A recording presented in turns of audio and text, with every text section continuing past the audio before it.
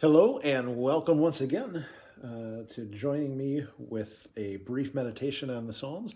Psalm 31 is before us right now, and in these verses, you have just another perhaps expanded version of what we've heard many times before from David, a plea for deliverance, an expression of confidence, and then the encouragement to other people to be confident in the Lord, to call on Him in times of need. This psalm appears also to be written at the end of David's life because it looks back on different times when the Lord had already delivered him. But verse 5 is perhaps very noteworthy in the psalm, simply because it's words that Jesus himself utters from the cross. Into your hands I commit my spirit. Redeem me, O Lord, the God of truth. So as we near the end of our life, what better words can we have to pray to God than into your hands I commit my spirit? And later on we'll see other words that are just a good acknowledgement at all times. My times are in your hands, O Lord. And yet through it all, we have confidence in the Lord. He is our refuge, and because he is, we will not be put to shame, but instead we can do as David encourages at the end of this psalm, be strong, take heart, and wait for the Lord. Let's get into it then, since it's a little bit longer, and perhaps I'll have a thought or two afterwards as well. In you, O Lord, I have taken refuge. Let me never be put to shame. Deliver me in your righteousness. Turn your ear to me. Come quickly to my rescue. Be my rock of refuge, a strong fortress to save me. Since you are my rock and my fortress, for the sake of your name, lead and guide me. Free me from the trap that is set for me, for you are my refuge. Into your hands I commit my spirit. Redeem me, O Lord, the God of truth. I hate those who cling to worthless idols. I trust in the Lord. I will be glad and rejoice in your love, for you saw my affliction and knew the anguish of my soul. You have not handed me over to the enemy, but have set my feet in a spacious place. Be merciful to me, O Lord, for I am in distress. My eyes grow weak with sorrow, my soul and my body with grief. My life is consumed by anguish, and my years by groaning.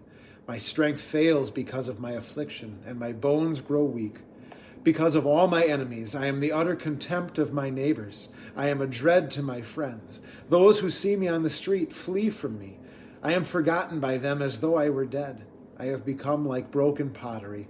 For I hear the slander of many. There is terror on every side. They conspire against me and plot to take my life. But I trust in you, O Lord. I say you are my God. My times are in your hands. Deliver me from my enemies and from those who pursue me. Let your face shine on your servant. Save me in your unfailing love.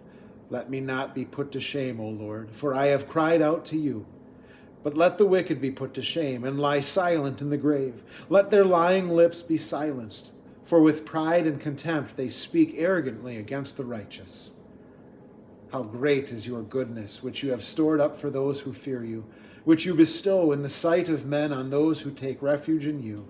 In the shelter of your presence you hide them from the intrigues of men.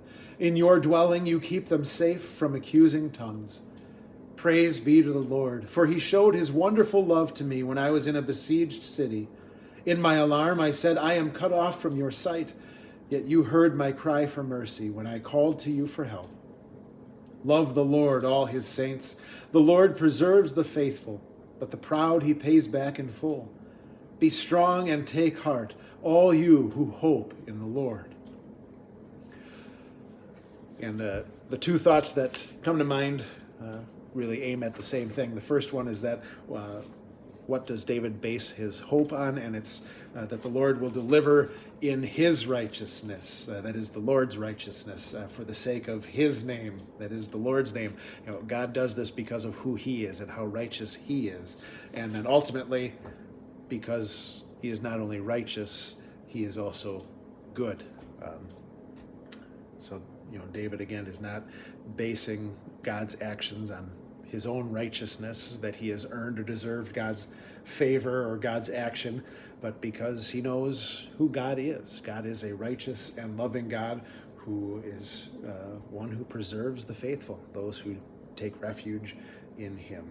So just a good reminder for us that we place our lives in God's hands, acknowledge that he is able to protect, and then trust that he will do it, that he will not let us be put to shame. Thanks for tuning in again for this Psalm 31, and hopefully I'll see you again for Psalm 32.